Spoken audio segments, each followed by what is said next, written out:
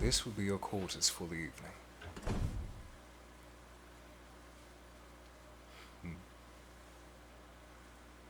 Well, at the Phantomhive estate, we ensure that our guests are pampered. Yes, I'll be certain to wake you in the morning so you won't miss breakfast with the young lord. It's not unusual for the master's business partners to stay the night after dinner. The weather can be unpredictable in this area. Yes, the downpour is almost alarming. But don't worry. There are safety measures that have been taken in order to avoid any kind of flooding. The thunder we can't accommodate for, unfortunately.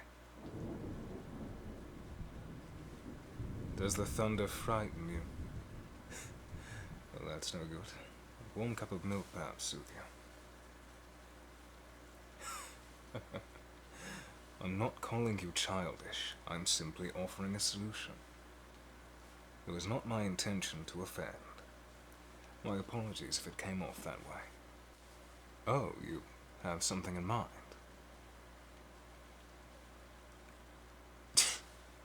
A bedtime story. I might need to take back my earlier statement.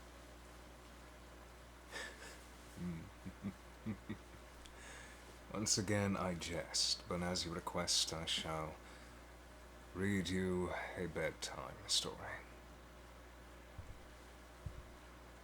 Let's see what we have here. It's not much, but the household always keeps a few popular books in each guest room, so you won't need to wander the halls of sleep slipping away from you. I haven't read this one in a while. Past guest must have brought it in from the estate library.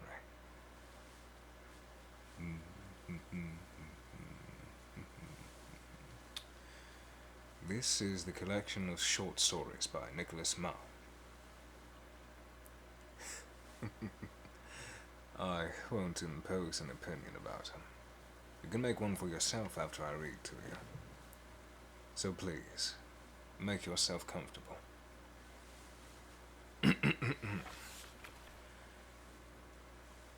This story is titled A Fox in the Woods. There is no beauty like that of love in a rotting land. Food would only become harder to come by. Farmlands are rotting and barren. Yes, it's a dreary start, but you did ask for a story. Just lay your head down and indulge me, won't you? Oh my, it seems you don't have a choice. How you flinch and cower in terror is unfortunate.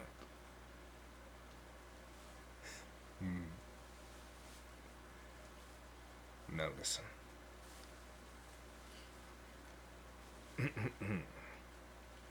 Before I was so rudely interrupted.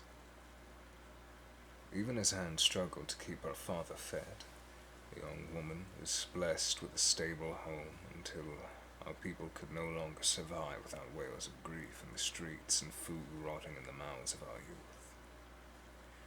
Anne learned a way to feed her daughter that many didn't think of. The woods produced and supported those who gave it the chance. Their homes stayed warm even while shops burned without workers in them. Jobs becoming harder to sustain and come by.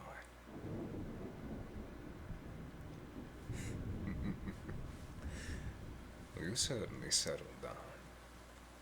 Would you like me to keep reading? As you wish. Now, where was I?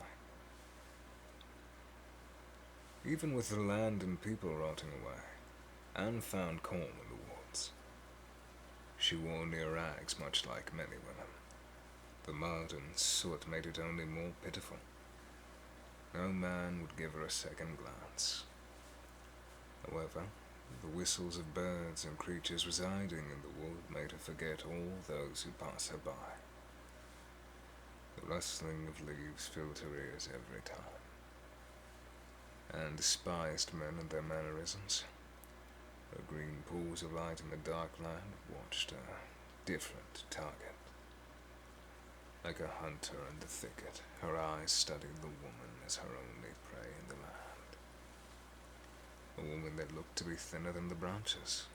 Cloth hung off her body, just laundry on a clothesline.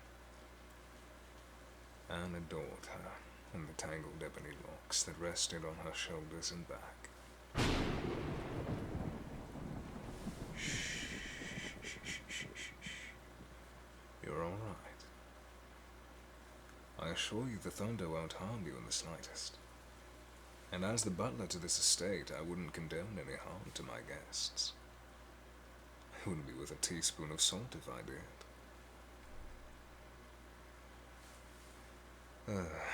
Now, no more interruptions. To her surprise, Elizabeth came forward in the night and offered her a bundle of wild flowers after being hunted for so long. She'd known all along, so Anne had her father make her a ring of copper. He wished to meet the man that was to wear it, but she'd refuse. Days and nights after the request, Anne presented a ring of copper that in Elizabeth's eyes could have been worth more than any gold.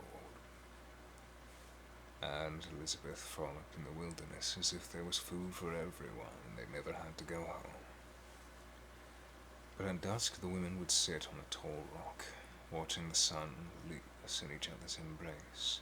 A fox appeared at the place that they wished to call their own. Elizabeth told her love the fox had attacked her before in those woods. There were scars to prove it. But when Anne tore down a branch and whipped it at the fox, Elizabeth pushed her away. But in return, the fox snarled and ripped the thin cloth that hung from the dark-haired woman's body. Anne begged her wife to be rid of the animal, but Elizabeth wouldn't move to the song that Anne tried to sing to her. Instead, they met and cherished one another on that rock with the fox watching them from the distance. Anne despised the animal. Many times she would march into the wood at dawn with a stone in hand, searching for the creature that dared to harm the woman she loved. But the fox only came when Elizabeth was with her, as if it wasn't watching them, but only the thin woman.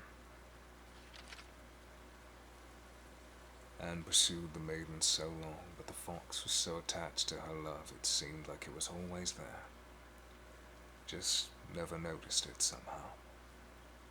But even with the awful animal there, the women were in love and embracing the world they had created in the woods. But on an autumn evening, the two stood together in the fading light of the sun, lips dancing to the tune of lovers. The red fox dashed out of the brush and jumped on Elizabeth, and pushed Elizabeth anyway from the edge. But as she stood behind her, the jump hit her at last, sending the woman with eyes of fresh moss of the tall rock and down. Elizabeth wailed and grieved, believing that her wife had perished. She wept for 2 suns and moons before, in her torn agony, Anne had met her on the rock once more. The woman had gashes and scrapes of landing onto stone and thorn. For a whole day she crawled up and staggered to her home. Her father scolded her carelessness, letting a fox get so near, but he knew nothing of Elizabeth, so Anne was content. The two gasped and cried. Elizabeth was happy and felt full inside, despite her stomach saying otherwise. Anne couldn't feel the ache of her wounds when in the arms of her beloved. But for some time she thought Elizabeth had more scars than just one fox could provide. She looked like a pack of wild dogs who tried to whisk her away on a starving night. Though since the day she had found herself back in Elizabeth's arms, Anne swore to kill the fox. And she swore to do it herself, not with a rock or a stick, but with her own roughly textured hands. But Elizabeth grew ill, much like many of the town. What contents her stomach held were emptied soon after eating. Illness had spread in all our homes. Land could grow nothing, and no one could buy medicine to save our families. When Elizabeth and Anne could wander again in the paths of dirt and green, they walked to the rock cautiously, just in case the fox would come again. They sat together and talked, spoke of a place far away where they could live together and bring children up. But Anne came too close to the edge. She believed the fox had gone, but the creature roamed about them and came out of the brush, sat in the rock and watched both of the women, but did not move. Elizabeth spoke of something that made Anne freeze like a winter stream. Her breath got stuck in her throat and warmth poured out from inside of her. Anne fell from the rock once again, but this time it was only words that caused her to go tumbling down onto stones and thorns. A chilling stream ran discreetly below the rock only in this season. Anne didn't crawl.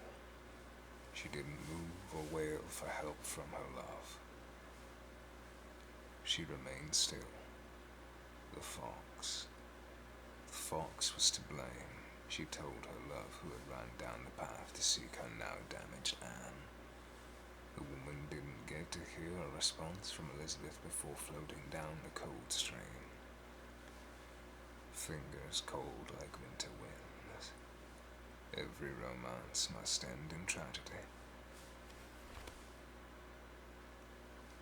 Sound asleep, are you? Because I was right to call you childish. Beware of any foxes in your slumber.